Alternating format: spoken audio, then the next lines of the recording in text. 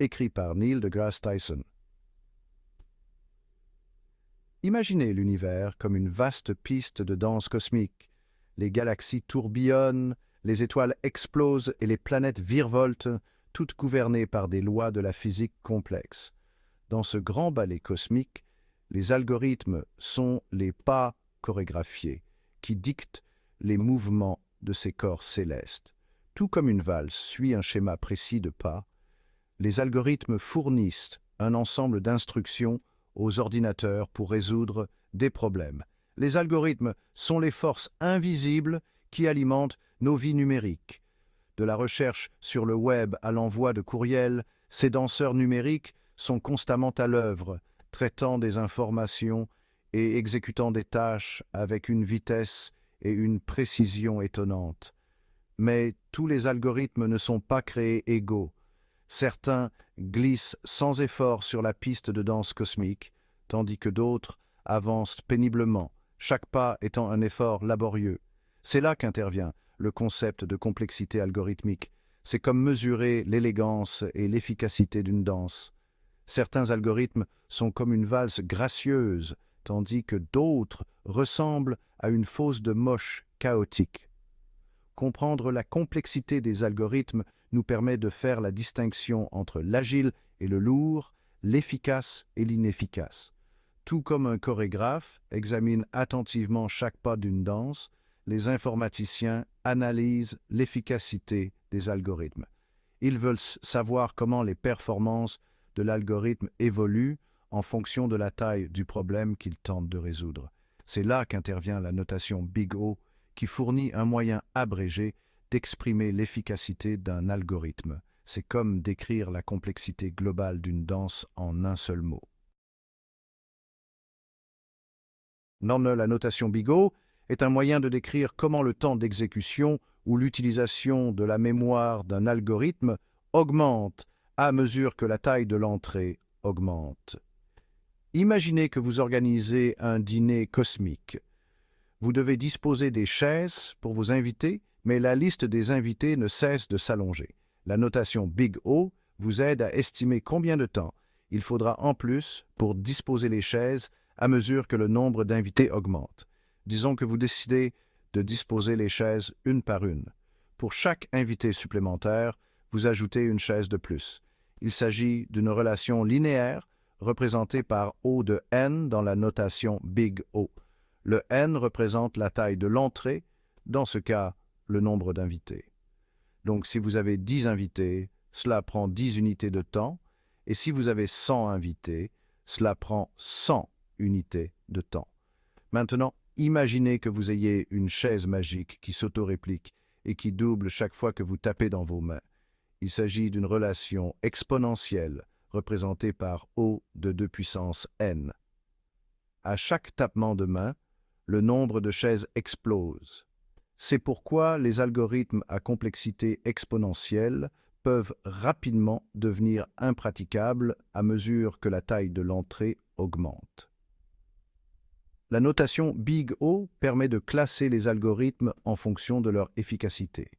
Elle nous aide à identifier les algorithmes qui s'adaptent bien, comme les algorithmes linéaires ou logarithmiques, et ceux qui deviennent difficiles à gérer avec de grandes entrées, comme les algorithmes exponentiels. Comprendre la notation Big O était crucial pour concevoir des logiciels efficaces et résoudre des problèmes informatiques de manière efficace.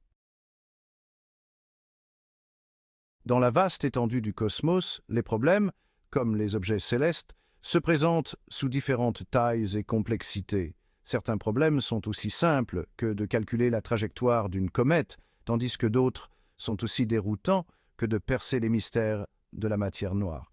Pour classer ces énigmes cosmiques, les informaticiens ont conçu des classes de complexité, P et NP étant deux des plus fondamentales. Imaginez que vous cherchiez un grain de sable précis sur une plage. Si vous avez un détecteur de métaux et que le grain de sable est en fer, vous pouvez le trouver rapidement. Cela représente un problème de la classe P, où les solutions peuvent être trouvées en temps polynomial. Ce sont des problèmes que les ordinateurs peuvent résoudre efficacement. Maintenant, Imaginez que vous cherchiez un grain de sable précis, mais sans détecteur de métaux. Vous devez ramasser chaque grain et l'examiner.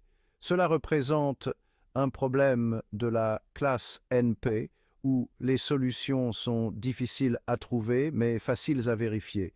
Vous pourriez tomber sur le bon grain de sable par hasard, mais il n'existe aucun moyen efficace garanti de le trouver.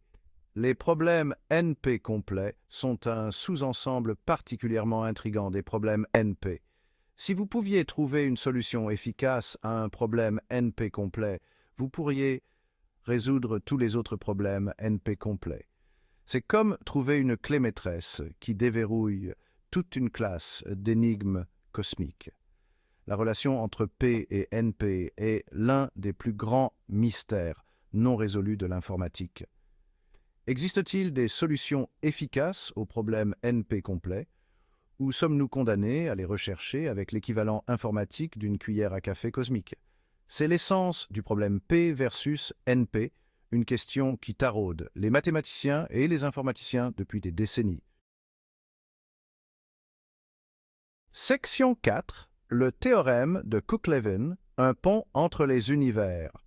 En 1971, Stephen Cook et Leonid Levin ont fait indépendamment une découverte révolutionnaire qui a secoué les fondements de l'informatique. Ils ont prouvé qu'un problème particulier, connu sous le nom de problème de satisfiabilité booléenne, ou SAT, était NP complet. Cela peut sembler être une curiosité mathématique ésotérique, mais ses implications ont été profondes. Le théorème de Cook-Levin, comme on l'a appelé, était comme trouver un pont cosmique reliant deux univers apparemment distincts, l'univers des problèmes P et l'univers des problèmes NP complets. Il a démontré que SAT était un langage universel pour la NP complétude. Pour comprendre l'importance de cette découverte, imaginez que vous ayez un traducteur magique capable de convertir n'importe quelle langue du monde en, par exemple, anglais. Le théorème de Cook-Levin est comme ce traducteur, mais pour les problèmes NP complets. Il fournit un moyen de transformer tout problème NP complet en une instance équivalente du problème SAT. Cela signifie que si vous pouviez trouver un algorithme efficace pour résoudre SAT, vous pourriez utiliser ce même algorithme avec la transformation de Cook-Levin pour résoudre tout autre problème NP complet. C'est comme trouver une clé maîtresse qui déverrouille un vaste coffre au trésor de défis informatiques. Le théorème de Cook-Levin n'a pas résolu le problème P versus NP, mais il a fourni un nouvel outil puissant pour le comprendre. Il a montré que les problèmes NP complets sont tous interconnectés, comme des étoiles dans une constellation. Résoudre l'un d'eux pourrait potentiellement débloquer des solutions à une vaste gamme de problèmes informatiques qui ont des implications profondes dans des domaines tels que la cryptographie, l'optimisation et l'intelligence artificielle. Section 5. Le problème du sac à dos, un casse-tête cosmique. Imaginez que vous êtes un explorateur interstellaire qui se prépare à un long et périlleux voyage à travers le cosmos. Vous avez un vaisseau spatial avec une capacité de charge limitée et vous devez décider quels articles emporter pour maximiser vos chances de survie et de découverte. C'est l'essence du problème du sac à dos, un exemple classique de problème NP complet. Vous avez un sac à dos avec une limite de poids maximale et vous avez un ensemble d'articles, chacun ayant un poids et une valeur. Votre objectif est de trouver le sous-ensemble d'articles qui respectent la limite de poids du sac à dos et qui a la valeur totale la plus élevée. Cela peut sembler assez simple, mais à mesure que le nombre d'articles augmente, le nombre de combinaisons possibles explose de manière exponentielle, ce qui rend difficile sur le plan informatique de trouver la solution optimale. Le problème du sac à dos a de nombreuses applications dans le monde réel, de l'allocation des ressources dans la logistique et la finance à l'optimisation de la conception de systèmes complexes. Par exemple, une société de transport maritime peut utiliser un algorithme de sac à dos pour déterminer la combinaison de colis la plus précieuse à charger sur un camion. tandis qu'un analyste financier peut l'utiliser pour sélectionner le portefeuille d'investissement optimal. Le problème du sac à dos met en évidence les défis posés par les problèmes NP complets. Bien qu'il existe des algorithmes qui peuvent trouver des solutions approximatives dans un délai raisonnable, trouver la meilleure solution absolue peut rapidement devenir impossible à calculer à mesure que la taille du problème augmente.